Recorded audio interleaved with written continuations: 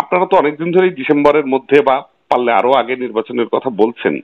সেনাপ্রধানের এই বক্তব্যটাকে আপনারা আসলে কিভাবে মূল্যায়ন করবেন? না, এটা তো সকলের প্রত্যাশা।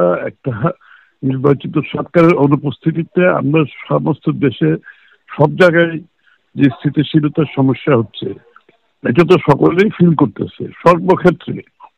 এবং বিভিন্ন আপনার সিদ্ধান্তহীনতাই স্টেক হোল্ডাররা ভুগতেছে সব দিকে, দেশে বাইরে সব জায়গায়। তো সবাই তো একটা নির্বাচিত সরকারের অধীনে দেশে একটা গণতান্ত্রিক অর্ডার ফিরিয়ে আনার জন্য তো এই আন্দোলন এত ত্যাগ স্বীকার করেছে।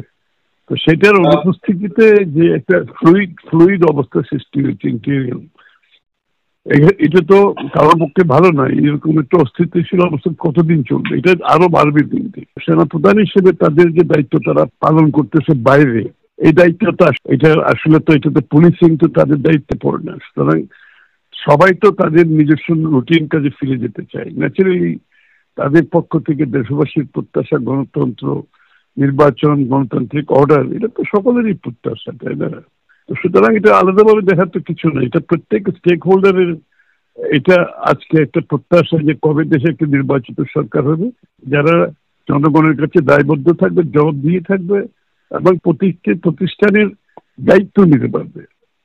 এবং এখানে তো একটা একটা অনুপস্থিতি, রিপ্রেজেন্টেটিভ ক্যারেক্টার না থাকাতে একটা বড় ধরনের একটা ভ্যাকুয়াম অনুপস্থিতিতে সবাই ফিল করতেছে।